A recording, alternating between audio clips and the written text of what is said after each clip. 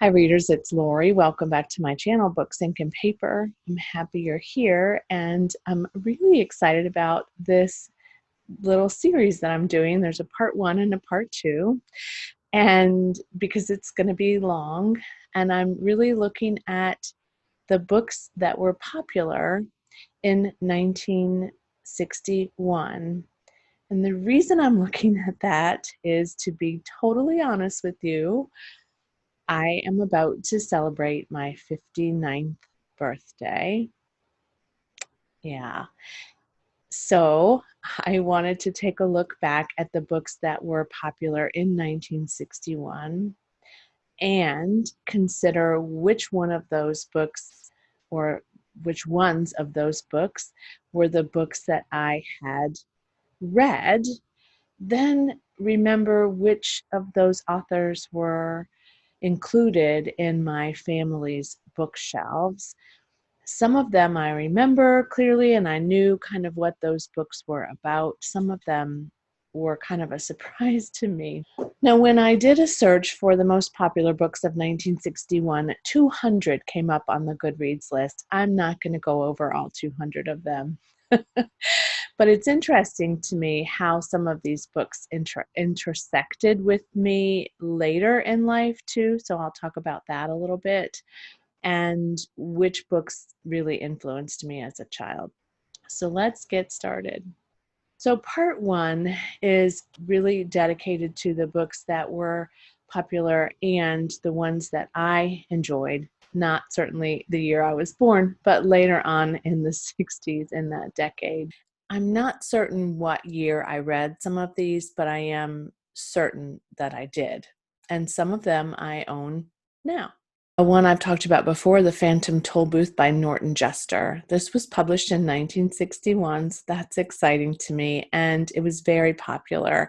It is continued to be popular, has continued to be popular over the years, and it's one I really appreciate. It's been republished many times in different editions, but this is a story of a boy who walks through a mysterious toll booth that shows up in his room and goes on some adventures with a bear that has a clock, or is it a dog that has a clock in his body, and just lots of lovely adventures happen with Milo and the people and the creatures that he meets along the way.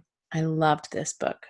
Another very popular series that was popular in 1961 is the Winnie the Pooh collection by A.A. Milne.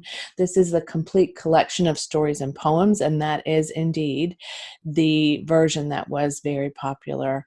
I have always loved Winnie the Pooh. I will always love Winnie the Pooh, and it's quite an extensive collection. This is a very heavy edition of this work, but you can see how much he wrote. My fascination with A.A. Milne is really about his life also, and what inspired him to write the character of Christopher Robin and Winnie the Pooh. Christopher Robin was loosely based on his own son, and the things that they did together, the adventures that they went on together. But there's a lot of information about him and his life, and there's several movies that were made, one that I like, one that I don't, but these will always be a special collection to me. And I remember my sisters reading them to me, and I remember watching the cartoon movies and singing the songs, and it just was one of my favorite childhood memories ever.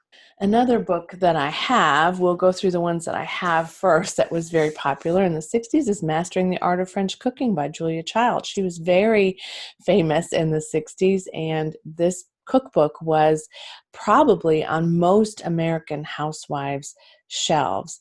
The longing to learn how to cook French dishes was very intriguing at that time, and Julia Child made it look very easy. Whether it is or not remains to be seen for a lot of us, but this is a pretty amazingly thick book, and it's been reprinted many, many times. One of my favorites that I've never made is the Coq au vin. She was just kind of like the everyday housewife who moved away abroad and learned how to cook, and and went through culinary school and became a famous chef. And so that's a pretty amazing feat. There's also a lot of other books written about Julia Child, including a couple that have been made into movie adaptations. And of course, you can watch her old cooking shows on television, which are highly entertaining. And I remember us doing that as a family. Her black and white cooking shows were always on when my parents, my mom was cooking or relaxing in the evening. So lots of fun to remember that too. Okay, a couple of the books I don't have that were on the top 200 list for 1961, The Pale Horse by Agatha Christie. I have read that, and 13 for Luck by Agatha Christie. She was pretty prolific, as you know. My sister read them, and so later as an older child, I read them too. I think my dad read a few of them, but we had a lot of Agatha Christie's on our shelves. And then one of my favorite series was called The Borrowers by Mary Norton. I think that was her name. Yes, by Mary Norton. The Borrowers was such a fantastic story about this family of tiny little people and how they borrowed things from the houses that they lived in. So they typically lived, as I recall, like in the basement or in the walls and different things, and they would borrow tiny things like postage stamps and tiny little toy cups and matchboxes for beds, and they lived in these homes and tried to, of course, stay outside of the realm of the bigger humans that lived in the houses where they were borrowing things. And so their names were, I wrote it down because I had forgot. I remembered Arietta, but their names were Pod, Homily, and Ariadne Clock. Ariadne Clock. And they had a lot of different adventures. But in 1961, the book that was on the list of the top 200 most popular books was number 4, which was The Borrowers Aloft. And I remember this one so clearly because it was terrifying. So they moved to a different home in book 4, and the family that kidnaps them is called the Platters.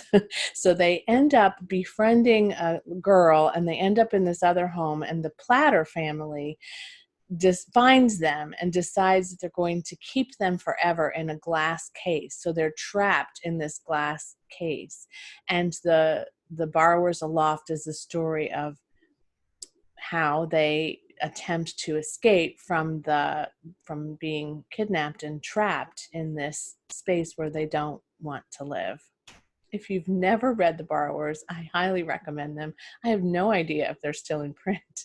I maybe should find out, but gosh, they were fun. And I remember just getting lost in those books for hours, and I would read them really, really quickly, and I couldn't wait to get a hold of the next one, somewhat like my kids were with the Goosebumps series or the Babysitter's Club or some of the others that they read.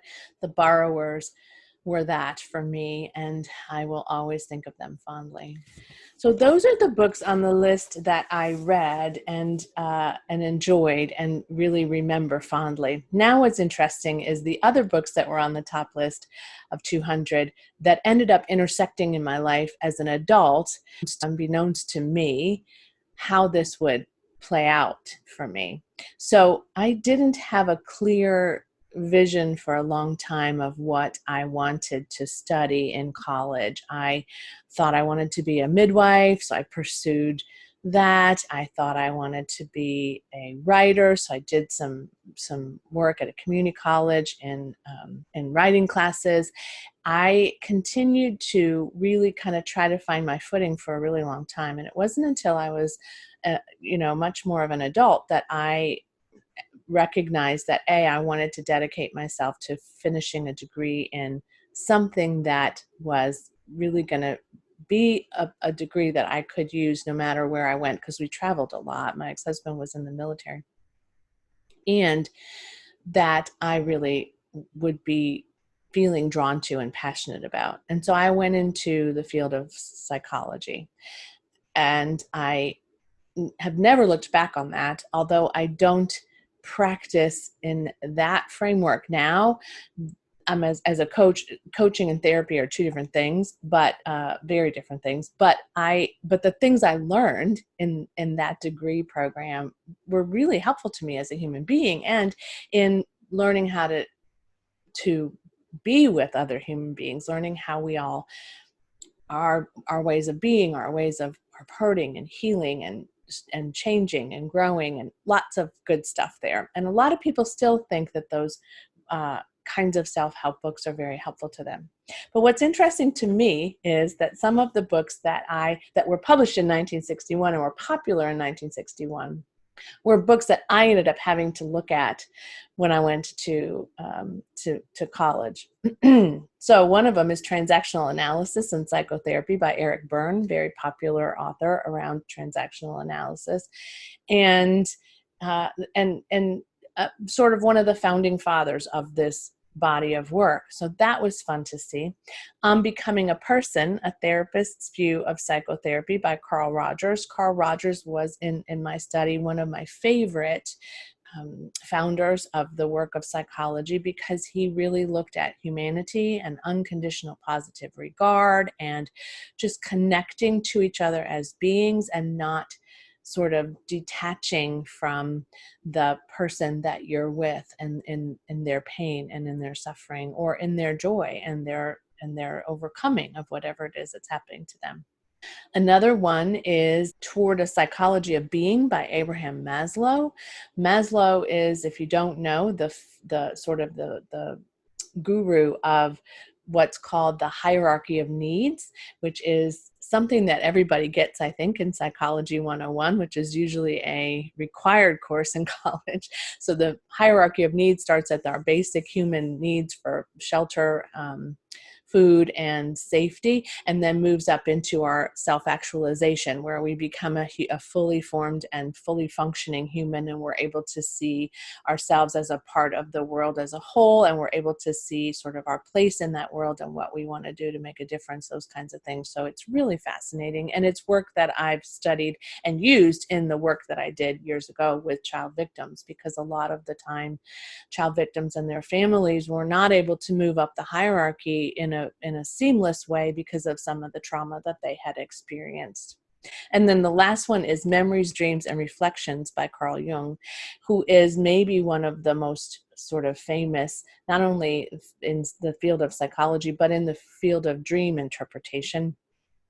There's a lot of work there that is important, I think, for people who love that to take a look at. And he's a master at looking at how to interpret dreams. He's also known for his work on discovering our shadow. So our shadow selves are the selves that we're typically trying to fight against, and they're not the way we want to be in the world, but there are some inner things that are always kind of at play in the day and night and when we interact with other people. And so that always still fascinates me. And as a coach, I do really listen for clients talking about the things that are still in shadow for them and that sometimes holds them back from moving forward. So it fascinates me that as I was growing up as a tiny little being, that all of these people were writing books about a field of study that I would end up engaging in and learning so much from, and that would bring me to another field of work that I love so very, very much now, and that I still use some of these principles and learnings today. So this was part one. I will now continue with part two, but of course we'll break these up. But I'm curious about what books you were reading as a child and how you kind of celebrate your birthday as you prepare to do that. As I prepare to celebrate my birthday, I'm not only kind of looking at things that happened in the year that I was born, I'm looking at the things that I'm celebrating over this past year and over my lifetime. I like to think about memories, and I might be doing some journaling more about childhood and about the things that I loved. And sometimes I create bucket lists around things that I used to do that I don't do anymore and I'd like to do again, especially with my grandkids. So I'd love to hear what you do to sort of gear up for and celebrate your birthday and think about your past and your present and your future. So stay tuned and look for part 2. And as always, happy reading. Bye.